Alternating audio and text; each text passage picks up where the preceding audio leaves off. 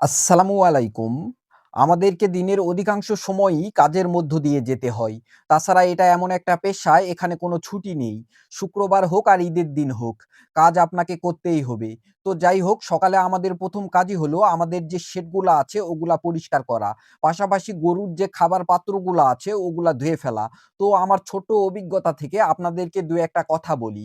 এই সেক্টরে টিকে থাকতে গেলে প্রথমত আপনাকে প্রচন্ড রকম ধৈর্যশীল হতে হবে। আপনি যদি মনে করেন এই পেশাতে এসে আপনি রাতারাতি ধনী হয়ে যাবেন, তাহলে সেটা মাথা থেকে ঝেড়ে ফেলুন। প্রয়োজনে বিকল্প কোনো পেশা বেছে নিতে পারেন, সেই ভালো হবে। ২য় একটা ব্যাপার হচ্ছে, সেটা হচ্ছে আপনাকে পরিশ্রমী হতে হবে। খামারের যে কাজগুলা আছে, এই কাজগুলা আপনাকে নিজেই করতে হবে। হ্যাঁ, কাজের চাপ পড়লে অবশ্যই কাজের মানুষ রাখতে পারেন। তবে একটা কথা মাথায় রাখবেন, আপনি যেভাবে আপনার খামারের কাজগুলা করবেন, ওই কাজের মানুষটা কিন্তু আপনার মতো করে ওই কাজগুলা করবে না। আলহামদুলিল্লাহ আমরা আমাদের খামারের কাজগুলা নিজেরাই করতে পারি। ৩য় একটা ব্যাপার হচ্ছে, সেটা হচ্ছে নিজস্ব জায়গা জমি থাকতে হবে।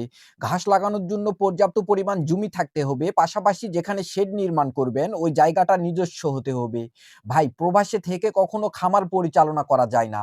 খামার পরিচালনা করতে গেলে এই সম্পর্কে বাস্তব জ্ঞান পাশাপাশি আপনার উপস্থিতি খুবই জরুরি। তো যাই হোক, আলহামদুলিল্লাহ আমাদের পর্যাপ্ত পরিমাণ ঘাসের জমি আছে। যেহেতু আমরা গাভী পালন করি, সেক্ষেত্রে ঘাসের কোনো বিকল্প নেই। ভিডিওতে যে কাজগুলা করতে দেখতেছেন, এই একেকটা কাজ করতে আমাদের অনেক সময় লেগে যায়। দেখা যায় দিনের অধিকাংশ সময় জুড়ে আমাদেরকে কাজ করতে হয়। অনেক সময় রাতের ৮টা-৯টা পর্যন্ত আমাদের কাজ করতে হয়। বিশেষ করে বর্তমান সময়ে ইরি মৌসুমের ধান লাগানো হচ্ছে। পাশাপাশি অন্যান্য কাজ তো আছেই। আরেকটা ব্যাপার হচ্ছে, এই সেক্টরে আসার আগে আপনাকে মানসিকভাবে শক্ত হতে হবে। কেননা যেহেতু আপনি জীব নিয়ে কাজ করতেছেন, সেক্ষেত্রে ২-১ টা গরু মারা গেলে ভেঙে পড়া যাবে না। হ্যাঁ ভাই, গরু মারা গেলে খারাপ তো লাগবেই। যার যায় সেই বোঝে এই ব্যাপারটা। তবে আপনাকে মানসিকভাবে শক্ত হতে হবে, এটা হচ্ছে মেইন কথা। তো আমরা ক্ষুদ্র জ্ঞানের মানুষ, অনেক কথাই বলে ফেললাম। যা বললাম নিজস্ব অভিজ্ঞতার আলোকে বললাম। যদি ভালো লাগে তাহলে আমাদের এই কথাগুলা নিতে পারেন।